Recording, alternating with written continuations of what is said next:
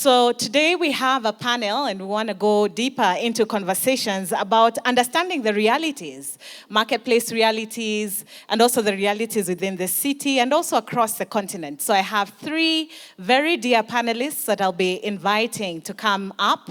To start with, we have Peter Watt, all the way from South Africa. He is a pastor. Welcome, Pastor Peter. He is a pastor and he is also leading Movement Day Africa engagements across the continent. Please welcome, let's put our hands together for Pastor Peter Watt. Up next we have QS. QS is short for Quantity Surveyor. I hope I got that right, yeah? So Aluvala, Alfred Aluvala, and we thank God for him. Let's put our hands together as we appreciate him as he comes up. And then we have Rachel Kitonyo-Devotsu. She is also not just fully Kenyan. I think she should have also stood up when we're introducing the other countries. She'll tell us which other country she's representing. But she is the board chair of Hesabika Trust, and she'll say a bit more about that. And she is also a legal practitioner. Let us put our hands together for her.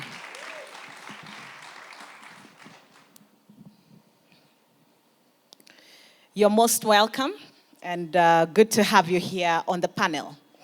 So today, our theme in this panel, over and above having one church, one mission, one city, we want to look at what it looks like to dismantle the silos. We've been talking about silos a bit, and we want to move from the concept of touch and go to actually having unified action. So to start us off, I really want to welcome my panelists. I also want to welcome all of us as we look into the data. Flavia has mentioned, and even the scholars have mentioned a bit about the data. Nairobi is actually gaining 22 new people every single hour. And that's over 192,000 people who are coming in per year. We think about the thousands of churches, yet nearly 1/3 of our country's revenue is lost to corruption. And 75%, as we've even heard, of our population is under the age of 35. So we are facing issues including systemic unemployment. So we are here today because the body of Christ cannot transform this city while operating in disconnected silos. So to start us off, I'd like to ask Peter, who's here joining us from the continent. Movement Day Africa has a 2030 goal to scale up the cities that we're doing work in. Right now, having been 25 cities, we intend to move to 50 cities across the continent. And yet here locally in Nairobi, we are having this concept of individual recognition or silos. So from a continental bird's point of view, why does the church continually struggle to transition from isolated Sunday sermons into collaborative citywide transformation? So what is the cost of unity that leaders are actually refusing to pay? Well, as you can see, it's a real simple question. Thank you, Dr. Chengo. So thank you. It's great to be here and really exciting to see the tremendous combination of younger and older people together. You know, I do think that we're schooled in a philosophy of competition, each person trying to build their own empire. And so we really need a paradigm shift, and a paradigm shift only comes over time. We are schooled to thinking we've got to build the biggest and the best and the highest, and we need to outdo others like a zero-sum game, as if there are limited resources. And the fact is that the needs of the city, you say those figures of the number of people coming into Nairobi, we have 1,000 people per hour moving into cities across Africa. Nearly 3,000 people being added to the cities in Africa every hour if you include the birth rate. And the fact is that no church, even Parklands Baptist Church, no church, no one organization, no one particular sector is going to be sufficient to be able to deal with the needs of the city. And so the word muscularity was up on the screen just now with the decadal plan, and it's a word that is used by Movement Day to say that the tremendous needs, and I think it was Bishop Claude Alexander who said the tremendous needs of the city will only be matched by the muscularity of a united church. And so we have to be very consistent and intentional to break down the walls of wrong understanding, of doing things different, and coming up with a whole new paradigm. And even as I listen to the young people, I mean, I don't know who's discipling these young people here. Yeah. I don't know if they're all Parklands Baptist, but I am super impressed. And I think the next generation is going to be far less territorial than previous generations. And so there's a tremendous need. You know, part of the vision of Movement to Africa in terms of the vision for 2030 is to move from 25 to 50 cities. If Dr. Pierre has his way, we'll be far past 50 cities pretty soon. The vision that he is putting before us is 200 cities in due time. But it's the spiritual, social, and generational flourishing of African cities. There's got to be an emphasis on the next generation. Thank you, Peter. And just a note to us, we will have a chance to get 2 or 3 questions from the congregation or the participants today. So in case you have a question, just take note of it. We're going to be coming round. Now to our QS, Aluvala. We want to just reflect on this a bit, you being a marketplace representative. The built environment and the construction sectors in Kenya are notoriously vulnerable to financial compromise and cutting corners. And when we consider the economic empowerment and the issue of ethical business, for you as a QS, as a quantity surveyor operating in a high-stakes industry, what does the integrity revolution practically look like for a Monday to Friday engagement that you're having in terms of, you know, the kind of pressures that may be there, wanting to be facilitated, or what we call taking bribes, you know, or the Kenyan language for that when we say tea, give me tea. So how can marketplace leaders use the concept of just ethical business as a divine tool for social transformation rather than letting corruption drive the vehicle? Thank you very much, Esther. As you have been told, my name is Alfred Aluvala. I run a consultancy firm. I would want to use myself as my example of what I've done to answer that question. I did not know that question was coming that directly. When I left the university many years ago, after working with the government for over 16 years, I formed my consultancy firm, which has been there for quite very many years. I run a company called Miradi Consultants. Miradi means projects. And I was on a project, we were putting up a hospital, part of this country. And the contractor came and told me, on this particular project, I am going to give you something, so long as you allow me to get this amount of money, because the quantity surveyor is the person who handles finances. Once he has written a valuation, pay the contractor so much, the valuation goes to the architect. The architect cannot change anything unless there is something glaring. The architect writes a certificate, which the contractor takes it to the client to write a check. So my position is very key. So he came and told me this. I told him, no, I don't do such things. And he thought I was joking. I insisted, and I did not allow him to give me anything. We did that project, we finished. Last year, that was about 5 years back. Last year, he came to my office. This person is not born again, no. He came to my office, and I was not in. He found my partner, and he said, can I see Aluvala? I said, sorry, he has gone out. He's out on a project. When I came back, he told him, when he comes, let him call me. Then when I came, he told me, so-and-so is looking for you. He wants to give you a job. I told him, how many quantity surveyors are in Nairobi? Me, to give me a job out of all those many? I looked at it with skepticism, so I said, okay, fine, let me just call him. I called him, and he told me that you will receive a phone call this evening from the United States. And there are people who want to give you a job. I told him, but who are they? Do I know them? He said, you don't know them, they don't know you, but they'll call you. So True to his word, in the evening, because when it is in the evening, the people from the US now, you have woken up. Because by evening, we are preparing to go and sleep. You people, you have just woken up. So they called me. We had a Zoom meeting. They told me, we have been told that you are quantity surveyor. We would like to do work with you. I said, yes, I'll be more than glad. So, to cut the long story short, they had asked this contractor, give us somebody in Kenya who will not take a bribe, a QS.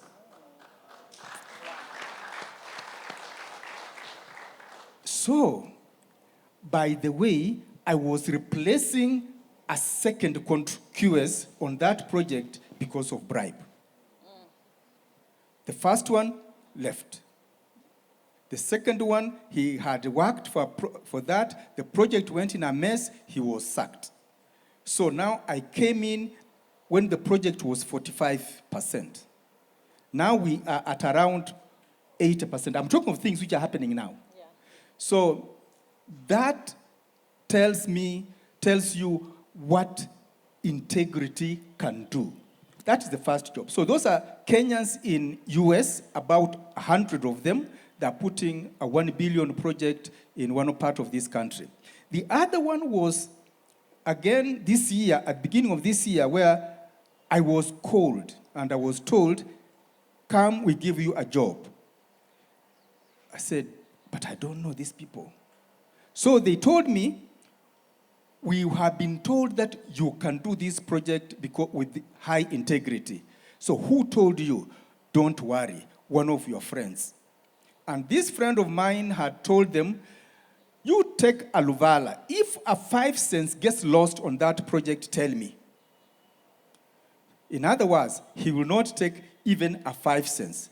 Now, I have never worked with that particular person on a project, but he knows this particular person is a lady. She knows me. She knows what we are able to do. So it is possible to have integrity in the marketplace and in the construction industry, which is full of a lot of compromise. Thank you.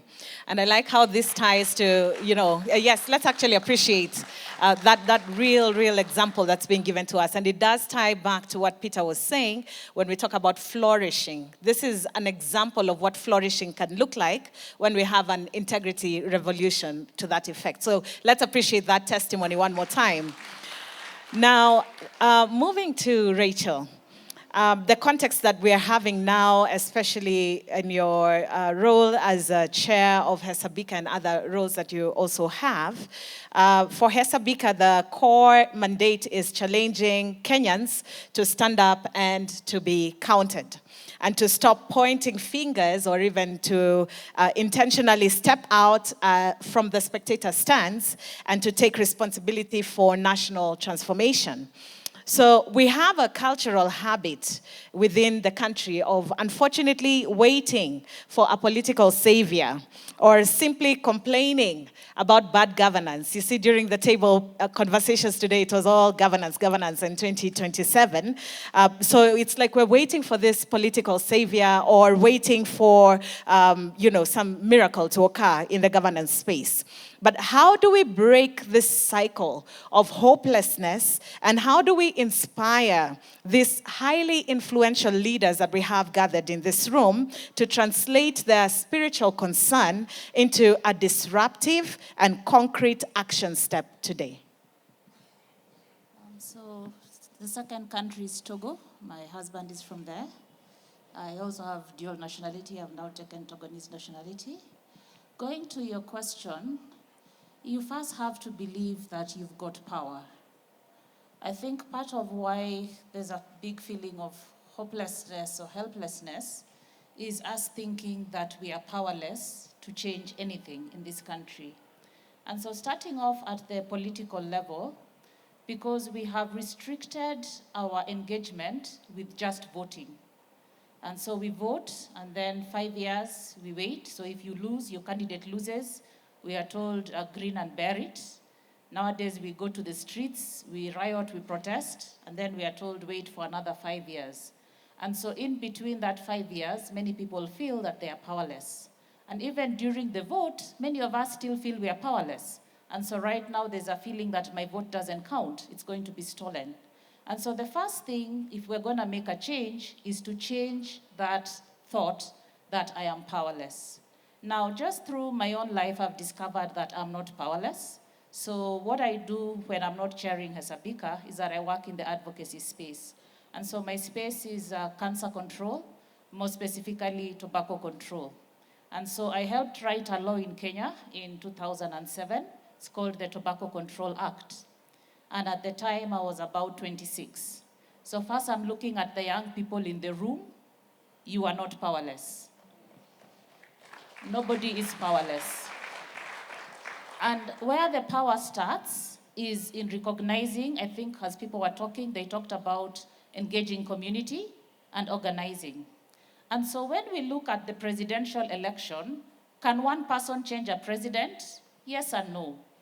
But if you come to lower levels, so for example, the ward is the basic, smallest political unit that we have. And most MCAs in Kenya have voted with about 400, 500 votes, especially in a rural constituency, especially when there's 10, 15 candidates. At most, 5,000, 6,000 votes. Pastor Ambrose, how many members do you have in your church? How many? 10,000. You can vote all the MCAs in Westlands. So you have the votes. Yeah. So why are you feeling helpless? It is possible to change the MCAs in Nairobi one church at a time. Yeah. So Pastor Ambrose has got 10,000. The church that I attend, Nairobi Baptist, has got 3,000. Add all the churches in Kenya. You don't think that we can change the MCAs, can we? We can. So let's stop feeling powerless and let's start taking back our power. Now, the other level at which we can change things is called the Residents Association, where you live. Again, if you live in Nyayo High Rise, how many houses are in Nyayo High Rise? Thousands. 100, 200? Think about your estate, where you live. How many neighbors can you get together? And start solving problems at that local level. So because we're always thinking, oh, it's the president, or it's a very big problem, then we think it can't be solved. But when you come down to lower levels, it is possible to solve. And so that's, I think, where we need to start. So starting off with this church, what are you going to do to change Westlands? You have 10,000 votes seated here. That is your power. So the first thing you do, change the MCA of this area. You can vote for them, and you can put in a good one. In my area, I do the same. All of us here come from a different area. Just mobilize your church, and we can start changing by changing the MCAs. Now, the next thing becomes your profession. So I'm in the marketplace. As I said, I work on cancer control. Spend a lot of my time with the Ministry of Health, lobbying for public health laws. And when I got into law initially, I thought I was going to be a courtroom lawyer. I did that for 3 years. I loved going to court. I loved beating older opponents. And then I asked myself, what difference does that make?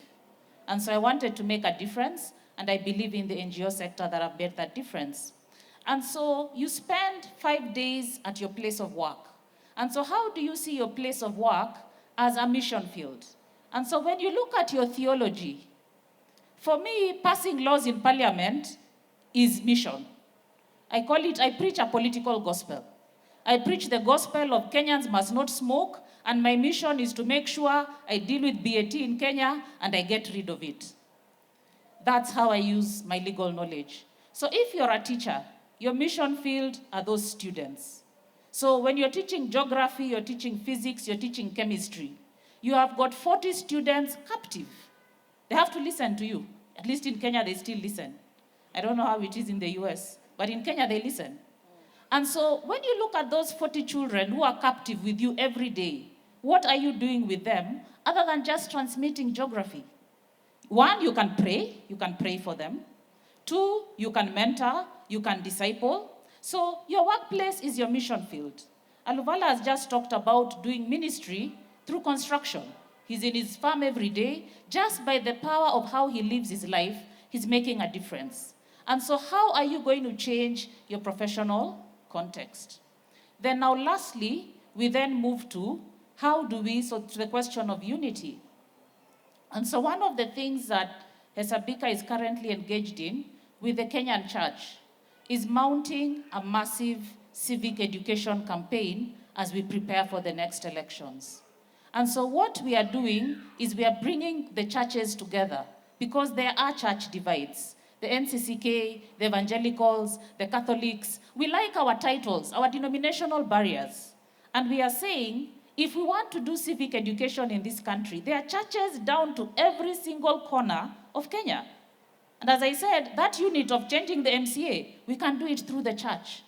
And so we are building a massive civic education movement where we are going to do civic education in every church across denominations with people like myself who work in the marketplace. And then we are going to do election observation. We are going to have an election observer in every polling station. Now, part of the problem in our politics is we've left it to the rich. We are saying we are going to take it back. So political party candidates draw their money from rich people, isn't it? Me and you don't give. So the challenge we are giving to us is, as churches, can we adopt a polling station? Pastor Ambrose, which is the nearest polling station here? Opposite the road. Just opposite the road. Yeah. This is my challenge to Parklands Baptist. We want an election observer from Parklands Baptist in that polling station. You will pay them 3,000 shillings, 3 meals, breakfast, lunch, supper, to guard the votes in that polling station. A lot of us are afraid the vote will be stolen, isn't it? You saw Al-Kalau yesterday. How do we protect the vote? That's a strategy. And the church can do it because the church is everywhere. So you start as a person, your profession. For me, it is law. I engage with policymakers. I'm making a difference there. You move to the community, your residents association, your church. And then now you move higher up and you start reaching out to others. And that way, we can make a difference. Now, as she said, the difference there is taking responsibility. It is saying, I'm going to stop complaining and I'm going to do something about it. And so my challenge to everybody, whatever, for me, I picked my issue a long time ago. I picked tobacco. So don't worry, tobacco is covered. Pick another issue. If it's malaria, we talked about governance, we talked about cleanliness in Nairobi, pick your issue and start working on it. As you work on yours and I work on mine, then we'll clean up Kenya. And so that for me is a blueprint for how to change this country. Excellent. Thank you. Thank you, Rachel. So now we have a few minutes just to receive questions from the floor. If you have a question, please raise your hand up. We do have our media team that will come with the microphone close to you. So we can pick 2 or 3 questions, and then should time allow, we may take a second round. So please just raise your hand. We'd love to see you and give you a chance to ask your question live. Any hands on my right side?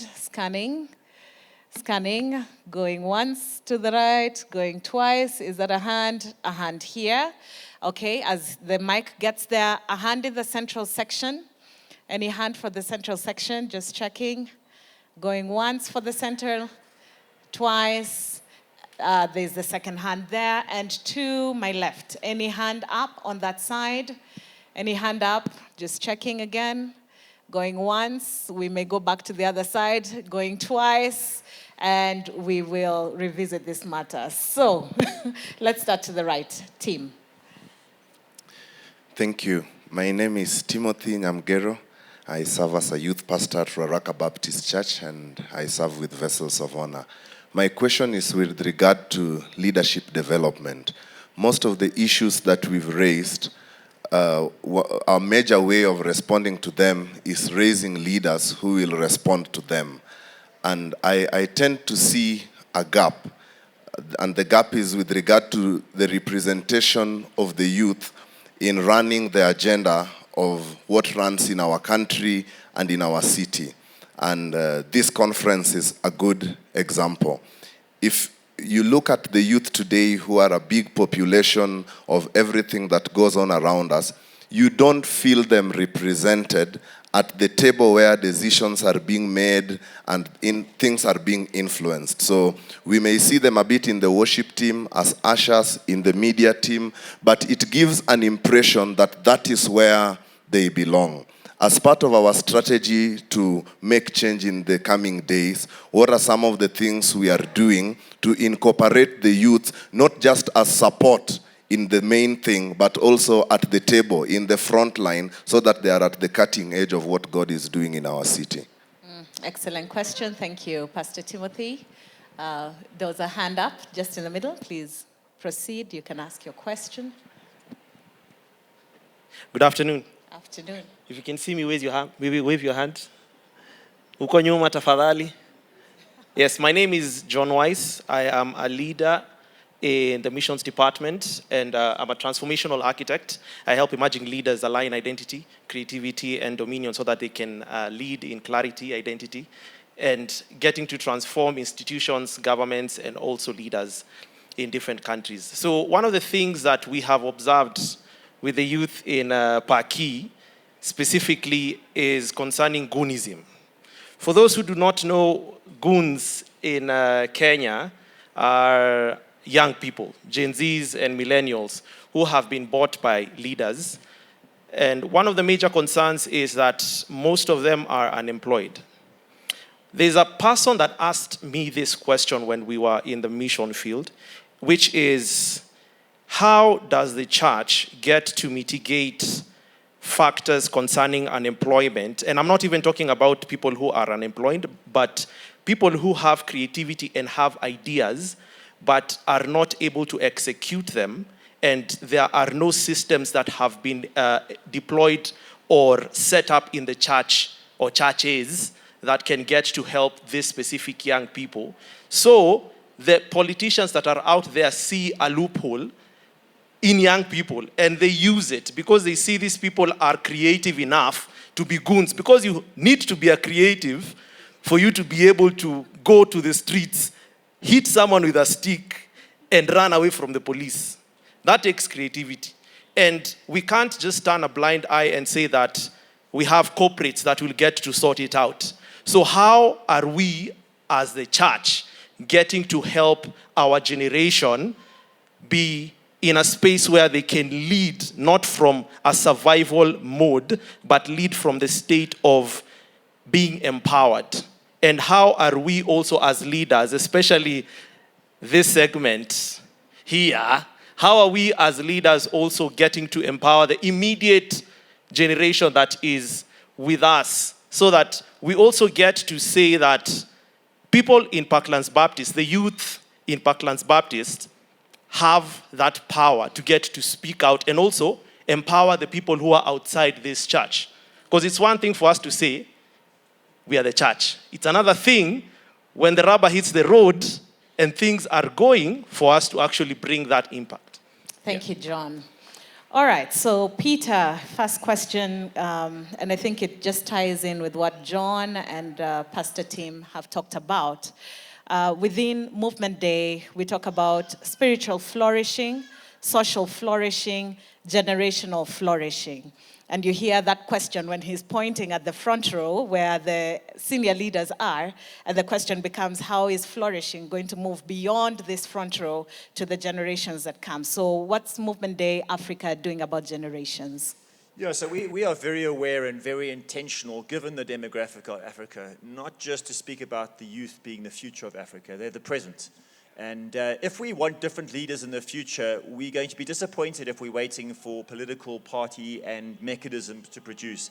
It must be the church. It must be the local church. It must be mission organizations. It must be organizations that are producing the leaders of the future. So, I mean, I think Pastor David has already said it. We lead a local church which has got a lot of university students, where we need to give agency to young people, where we don't want them there just serving, although it is very important that young people do serve, but we must be empowering them and envisioning them to be part of leadership, to be part of forming and shaping the way that we do church, but also be inviting them to the table, to speak to the table, and to actually bring their contributions to the table, so that we're not speaking to them, we're not speaking about them, but we're speaking with them.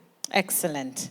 Agency, opportunity, not speaking to, but then really having them as part of the decision-making table. Thank you. Now to our QS.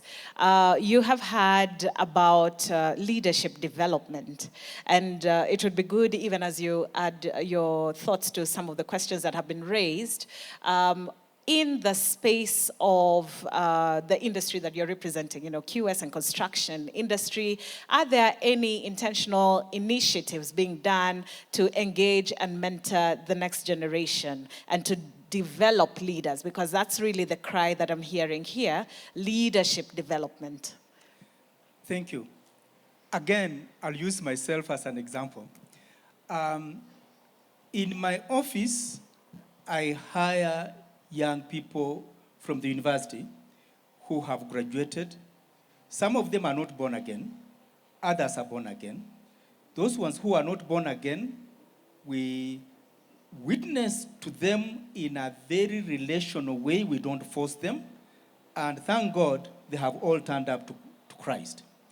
And then we walk with them, and we teach them, we show them the way they should go, so that they can grasp the leadership that they find themselves both in the office and also in their church.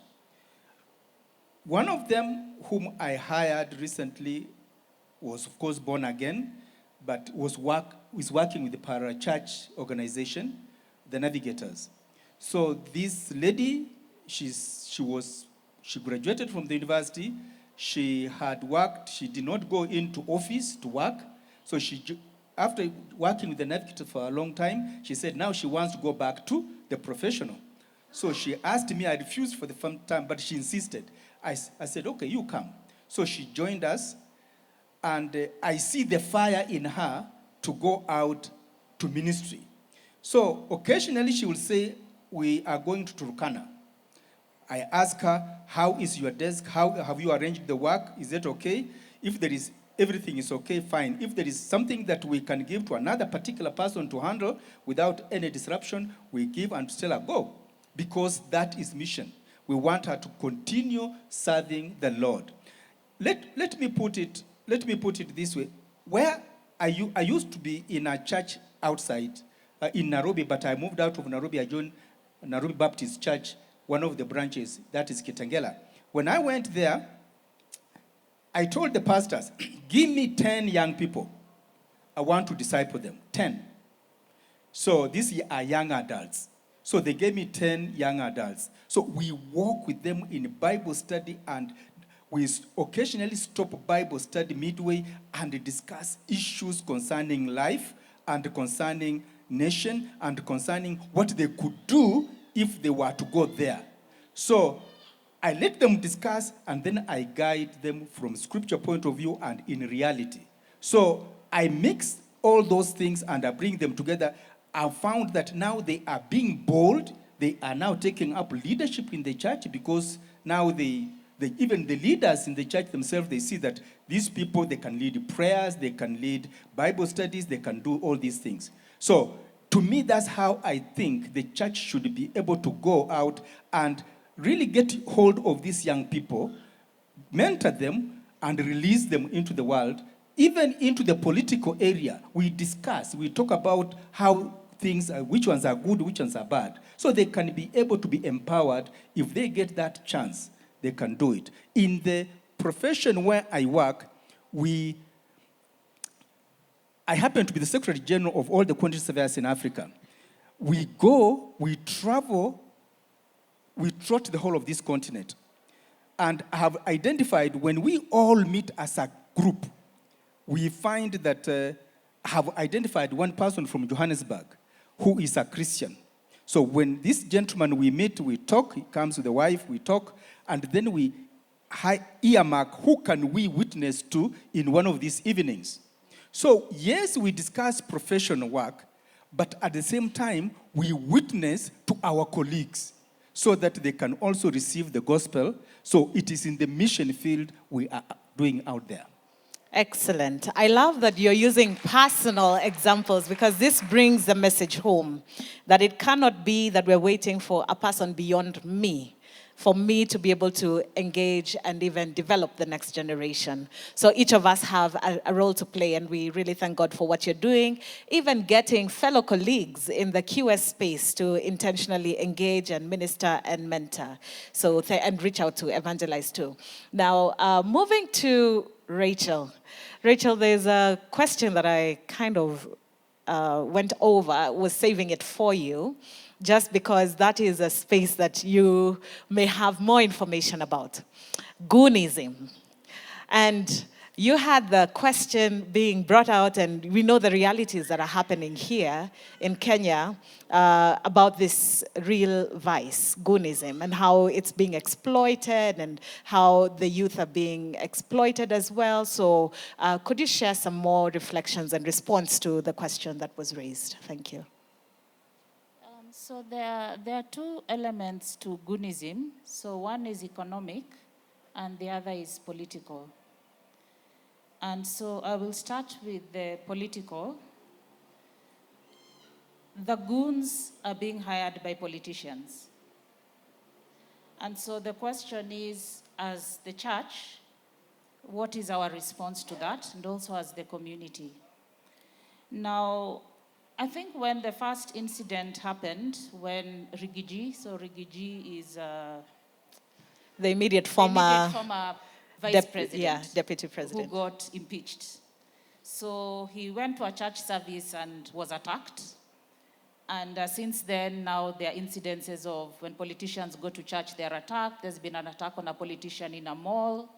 And the latest was a group of civil society reviewing the budget in a church, and the church was also attacked. Now, I think the first thing was that when Rigiji was attacked, he was in a Presbyterian church, and the rest of us kept quiet. We were not attacked. So some said, why did you allow him into the church? If you keep the politicians out of the church, then you won't be attacked.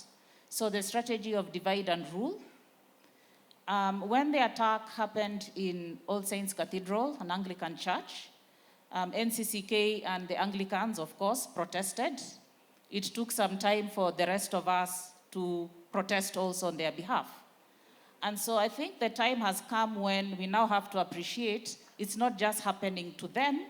And so what, for example, Reverend Dewagata talked about, that when our children went to the street, the rest of us were at home, isn't it?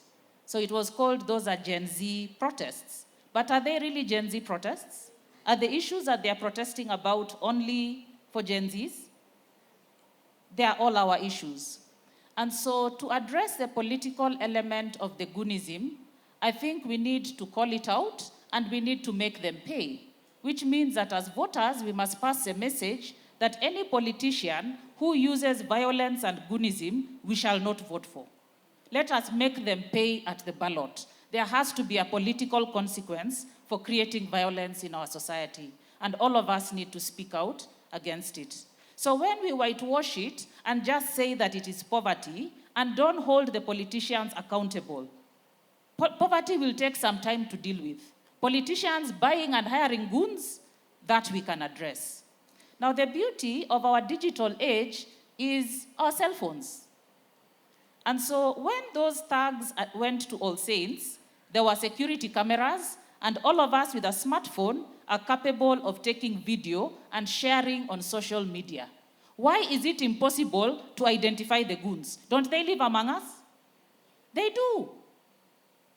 So if you know there's a goon that comes from your area, now is also time to name and shame. And so I think let's hold the politicians accountable. It's not just an economic issue. Now let's turn to the economics.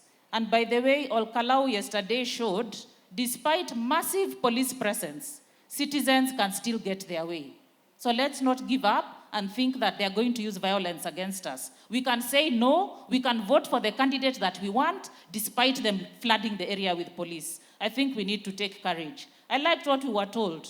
Stay with the plan, don't get discouraged, don't give up. So we must tell our politicians, as Kenyans, we have said no. Now let's move to the economics of it. What can the church do to address economic questions? You all know the musician Mercy Masika. So her father is a Reverend Masika, and his church is in Yatta. And so when he asked himself what he can do to address the socioeconomic realities of his congregation and the village that they lived in. And that's why it's talked to us about our theology. Yeah? Our theology is not just about getting the soul to heaven. Our theology is also about the earth that the soul has to live on for 70 years before it goes to heaven. And so he called together the community, sat down with them, identified potential economic activities that they could engage in with a view to value addition, and they came up with a project. So that was a very practical way of addressing the economics. Maybe that works for him. His church is in a rural setting, so maybe they can have a project around chickens or around planting maize or whatever. I think the question for us in an urban setting is how do we do that? Now, let's first start off with mentorship. So the other day in my Bible study, we are going to church, and we pick up the daughter of one of my fellow Bible study mates. And she mentions in passing that she's looking for a place for internship. She's done interior design, and she's struggled to find a place. And I wondered why, in a church of 3,000 people, I attend Nairobi Baptist Church, there must be architects and interior designers in the church. So why is a member of the church youth struggling to find a place for internship? And maybe that's a question even for you as Parklands Baptist. We have professionals in this church, don't we? So why should our young people struggle to get a place of internship, even struggle to get a job? I think charity starts at home, isn't it? We have a church notice board. Why can't we not post there every university graduate who needs a place of internship? You don't necessarily need to post the name. You can just say a teacher is looking for this, or somebody is looking for that. So since I looked at my husband, I'm like, we are just building our house now. So we have an architect. He can just give her internship. Within 2 minutes, we had sorted out the internship.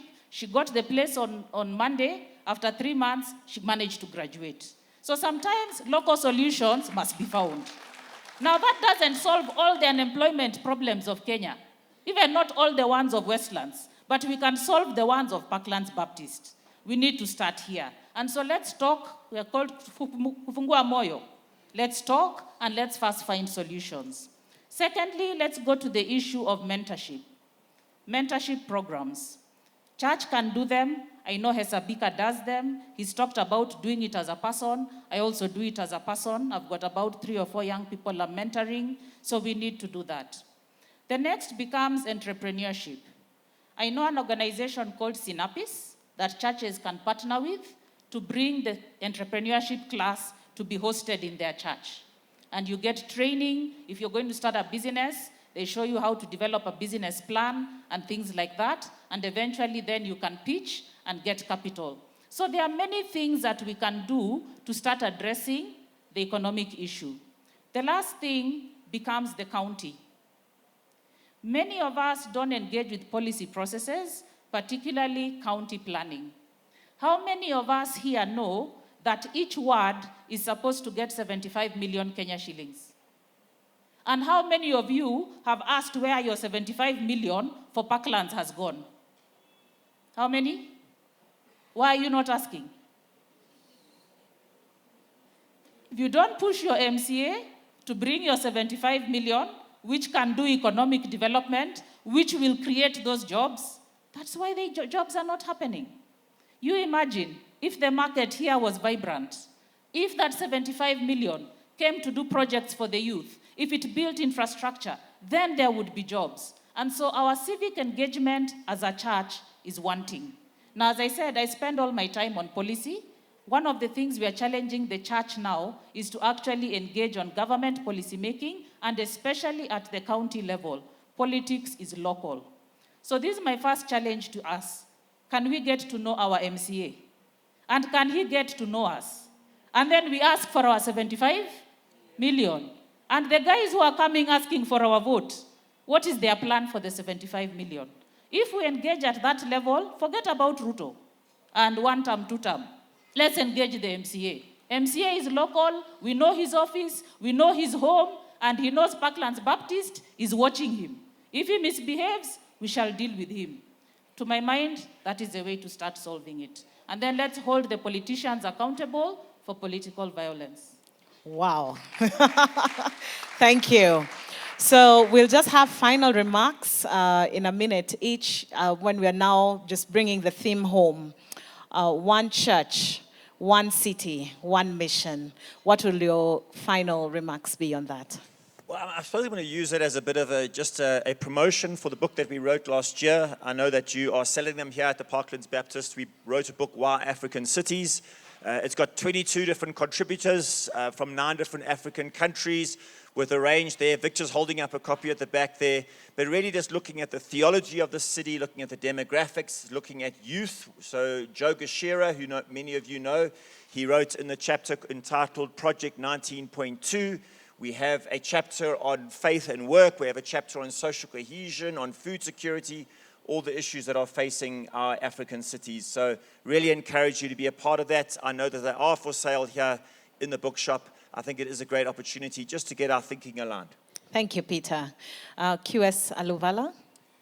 Mine is just to revisit the issue that 75% of our population is young people, and the church has got a real chance to invest in these 75% and be able to direct where the country can go. Because most of these young people come to our churches. So if we can invest in them and direct them and give them the knowledge, the word plus other things to be done, like she has just said, of going out and actually doing it practically, we can do it. And in the construction industry in which I am, we need to influence. We need to influence and tell people bribes can be avoided. We can actually avoid them. It costs, yes, because for us it has costed jobs. We say, don't give those ones, you will not get anything from them. But that's okay. What God has planned for us is ours. And what is not ours is not ours. Thank you. Thank you. Finally, Rachel. Hope. Hope. We serve a God of hope. A Christian is called to hope. 2, stop being apathetic. Get up and do something. And so I believe we can change this country. I believe this country can change. I'm asking whether you can join me in believing. So leave the camp of the naysayers, those who say, oh, Kenya cannot change. I normally tell people, Kenya mimi sihami. So I have no intention of getting a green card. I have no intention of going to Ukraine to die in somebody's war. I have every intention of staying here. And so if I'm going to stay here, I'm going to make a Kenya that we can stay here in together. So come, let's join together, and come, let us make Kenya a place where we can all stay in peace, in harmony, in prosperity. So don't lose hope. Ladies and gentlemen, let's appreciate the panel. Thank you so much, Peter. Thank you so much, QS Aluvala. Thank you so much, Rachel. May the Lord bless you. As I hand over to Flavia, you may have your seats.